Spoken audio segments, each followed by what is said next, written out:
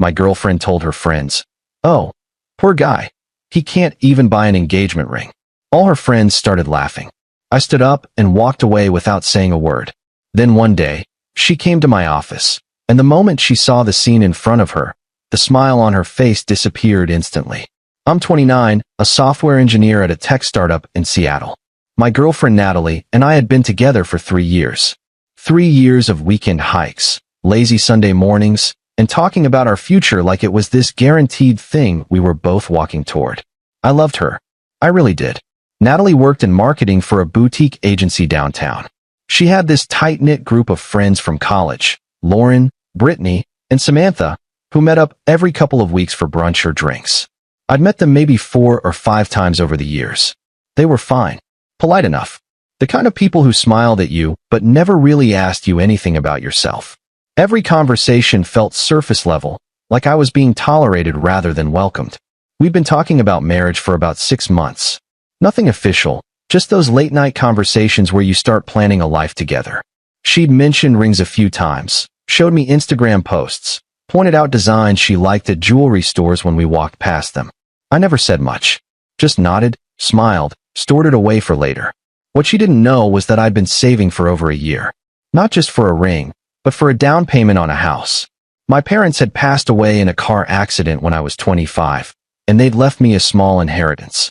Nothing life-changing, but enough to give me a foundation. I'd been careful with it. I was working extra freelance contracts on the side, sometimes pulling all-nighters to finish projects. I was putting away almost 40% of my income every month. I wanted to propose with more than just a ring.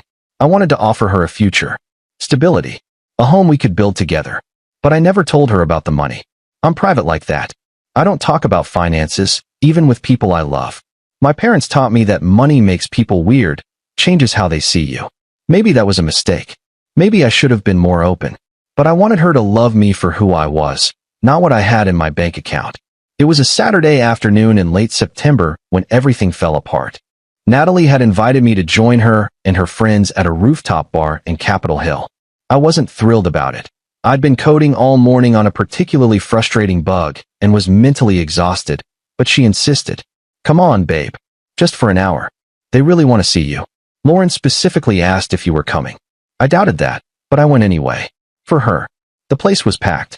We grabbed a table near the railing, the city skyline glowing pink and orange in the early evening light. I ordered a beer. Natalie ordered a glass of rose. Her friends were already halfway through a bottle and working on their second. The conversation started normal enough. Work gossip. Drama at Lauren's office. Some story about Brittany's terrible hinge date with a guy who brought his mother along. Then Lauren brought up weddings. "So, Nat," Lauren said, leaning forward with this conspiratorial grin, her voice slightly slurred. "Any updates?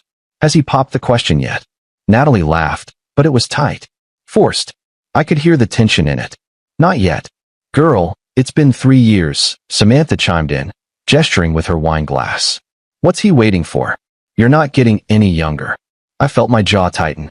I took a long sip of my beer and stayed quiet, staring out at the skyline. "I don't know," Natalie said, shrugging in that exaggerated way people do when they're uncomfortable. "I think he's just not ready yet. Or he's broke," Brittany said, and all 3 of them laughed. Loud, obnoxious laughs that cut through the ambient noise of the bar. I looked up. Natalie was smiling, but she didn't correct them. She didn't say anything. "Come on, don't be mean," Lauren said, still giggling. "I'm sure he's saving up. These things take time, right?" "Saving up for what?" Samantha said, leaning back in her chair. "A ring from K Jewelers? One of those monthly payment plans." More laughter. Brittany was practically crying. She was laughing so hard. Natalie glanced at me, and I saw something flicker across her face. Guilt, maybe, or embarrassment, but she didn't defend me. She didn't tell them to stop. She just smiled and sipped her wine like this was all perfectly normal. That's when she said it. "Oh, poor guy. He can't even buy an engagement ring." Her friends erupted, full-on cackling. One of them snorted. Another slapped the table. I felt something cold settle in my chest. Not anger exactly. Something worse. Disappointment. The kind that sits heavy and doesn't go away. I set my beer down carefully. I didn't slam it. Didn't make a scene. I just stood up, grabbed my jacket from the back of my chair, and walked away. Babe, wait. Natalie called after me, but I didn't turn around. I didn't look back. I heard her friends still laughing as I pushed through the crowd toward the exit. Someone bumped into me, apologized. I barely registered it. I walked the 2 miles home. Didn't call an Uber. Didn't take the bus. Just walked, hands in my pockets, replaying the whole thing in my head. The way she smiled. The way she let them tear me down and then joined in herself. Like I was some kind of joke. I didn't answer her calls that night. Or the next morning. By Sunday afternoon, she'd sent a dozen texts. Natalie, I'm sorry. I didn't mean it like that. Natalie, they were just joking around. You know how they are. Natalie, can we please talk? I feel terrible. Natalie, you're overreacting. That last one pissed me off. I finally responded Monday afternoon during my lunch break. Me, I need some space. Natalie, how much space? Me, I don't know yet. Natalie, so what? You're just going to ignore me? That's really mature. I didn't respond to that. She stopped texting after a while. I threw myself into work. My startup was in the middle of a series of funding round, and I was lead engineer on a major product feature that could make or break the deal. 14-hour days became normal. I barely left the office. Slept on the couch in the break room twice. It was easier than going home to an empty apartment and thinking about her. My coworkers noticed. My manager, Andrew, pulled me aside one afternoon. You doing okay, man? You look like hell. I'm fine. Just focused. This about Natalie? I shrugged. We're taking a break. You want to talk about it? Not really. He nodded and didn't push. I appreciated that. 2 weeks passed. Then 3. I started feeling numb about the whole thing. Maybe I'd overreacted. Maybe it was just a stupid joke and I was being too sensitive. But every time I thought about going back, I remembered the way she smiled when her friends laughed. The way she didn't defend me. The way she said, poor guy, like I was some pathetic charity case. Then, 3 weeks after the incident, she showed up at my office. It was a Thursday afternoon, around 2 p.m. I was in the middle of a code review with 2 junior engineers when our receptionist, Kyle, leaned into the open workspace. Hey, someone's here to see you, he said, looking uncomfortable. I looked up from my laptop. Who? Natalie. My stomach dropped. Tell her I'm busy. She's already in the lobby. And she said it's important. She's been waiting for like 20 minutes. I sighed and saved my work. Give me 5 minutes. When I walked into the lobby, Natalie was standing near the front desk, looking nervous. She was wearing the green dress I liked, the one she saved for special occasions. Her hair was done, makeup carefully applied. She'd clearly put thought into this. Hey, she said softly. What are you doing here? I needed to see you. You won't answer my calls. I told you I needed space. It's been 3 weeks. Her eyes were red, like she'd been crying recently. I miss you. I can't do this anymore. I crossed my arms. You humiliated me in front of your friends, Natalie. I know. I'm so sorry. I was drunk, and they were being stupid, and She stopped, swallowing hard. I didn't mean it. You have to know that. I would never intentionally hurt you. But you did. I know. And I felt sick about it every day since. I can't sleep. I can't focus at work. Please, just give me a chance to make this right. I was about to respond when the elevator behind me dinged. A group of people stepped out, my CEO, Richard, our lead investor, Catherine, and 2 of our senior engineers, both guys I'd worked with since the company started. They were laughing, shaking hands, clearly in good spirits. The investor, a woman named Catherine Wu who'd just committed $8 million to our Series A round, spotted me and smiled. There he is, Catherine said, walking over with her hand extended. The man of the hour. Natalie's eyes widened slightly. Great work on the demo yesterday, Catherine continued, shaking my hand firmly. She turned to Richard. This guy's the reason I signed. That feature he built? That's what sold me. If you ever lose him, you're in serious trouble.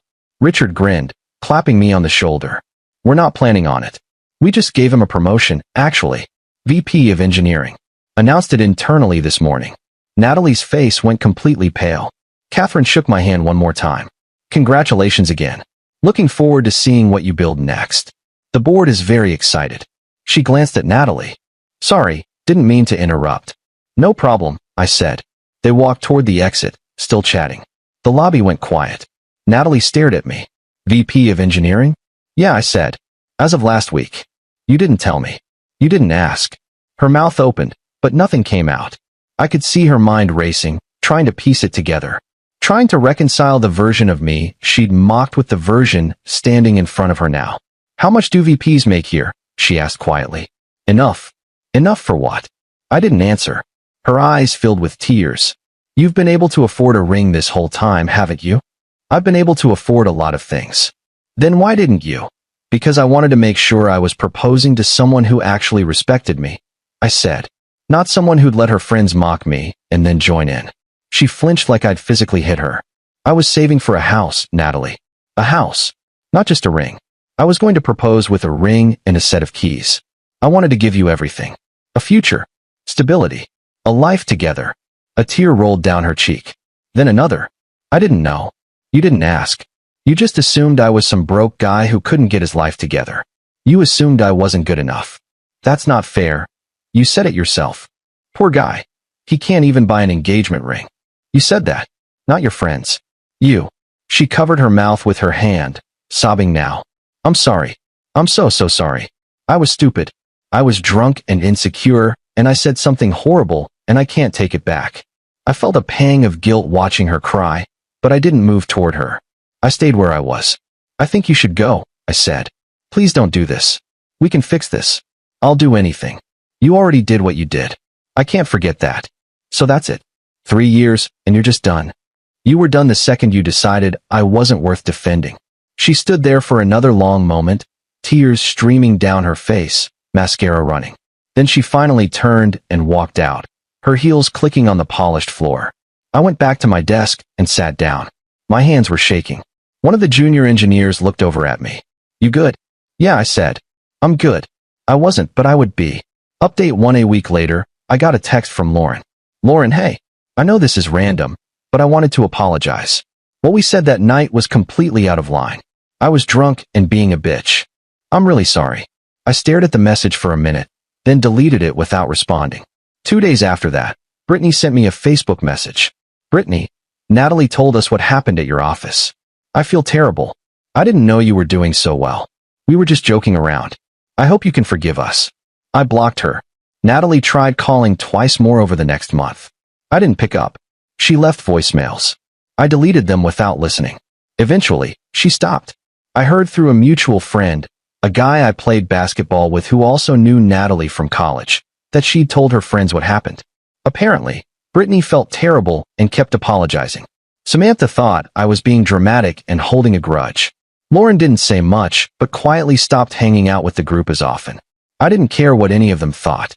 Update 2 months later, I closed on a house. 3 bedrooms, 2.5 baths, big backyard with a deck, 10 minutes from the office. It was perfect. Exactly what I'd been saving for. I sent a photo to my brother, and he called me immediately. "Holy shit, dude. You actually did it." "Yep. How do you feel?" "Good. Really good, actually." "You doing okay? With everything?" "Yeah," I said, looking around the empty living room. "I'm better than okay. Proud of you, man." I hung up and sat on the hardwood floor, back against the wall, and just breathed. For the first time in months, I actually felt good. Like I'd made the right choice. Like I'd dodged something that would have destroyed me eventually. I thought about Natalie sometimes. Wondered if she was seeing anyone new. Wondered if she ever told her next boyfriend about what happened. Wondered if she learned anything from it. But mostly, I just felt relieved. Work got better too. The promotion came with a significant raise in equity that would vest over 4 years. I started mentoring junior engineers. Led the team through 2 major product launches. Catherine introduced me to other investors in her network. My career was taking off in ways I hadn't expected. I went on a couple dates. Nothing serious. A woman named Hannah I met at a coffee shop. A girl from a dating app who worked in graphic design. Both were nice, but I wasn't ready for anything serious yet. And that was okay. Ending 6 months after everything imploded, I ran into Natalie at a coffee shop near Green Lake. It was a Saturday morning. I was there to meet my brother for a run. She was in line ahead of me, wearing workout clothes and sunglasses. She looked different. Thinner. Tired. There were dark circles under her eyes that the sunglasses didn't quite hide. She saw me before I saw her, and for a second, I thought about turning around and leaving. But she walked over before I could decide. "Hi," she said. "Hey. How are you?" "Good. You?" "I'm okay." She paused, shifting her weight from one foot to the other. "I heard you bought a house." "Yeah. She nodded slowly, staring at her coffee cup. That's great. Really. You deserve it. I didn't say anything. I think about that night a lot, she continued quietly. What I said. What I didn't say. What I should have said. She looked up at me, and I could see the regret in her eyes. I was awful to you. And I'm sorry. I know I already said that, but I need you to know I mean it. I really do. Okay. I hope you're happy, she said, her voice cracking slightly. I really do. You deserve someone who sees your worth, who appreciates everything you are. I nodded. Thanks. She waited, like she was hoping I'd say more. When I didn't, she gave me a sad smile. Take care of yourself, she said. She walked away before I could respond. I stood there for a minute, holding my empty coffee cup, watching her disappear down the street. I felt something, not love, not anger, just a quiet sense of closure. My brother showed up a few minutes later, already stretching. Ready to run? Yeah, I said. Let's go. We ran the loop around Green Lake. 3 miles of fresh air and clear sky. When we finished, my brother asked if I wanted to grab breakfast. Sure, I said. We went to a diner nearby, ordered pancakes and coffee, talked about nothing important. Later that afternoon, I went home. To my house. The one I bought for myself. The one with 3 bedrooms and a backyard and enough space for whatever future I decided to build. I sat on my back deck with a beer, watching the sun go down, and I realized something. I didn't need her to see my worth. I already knew it. And that was enough.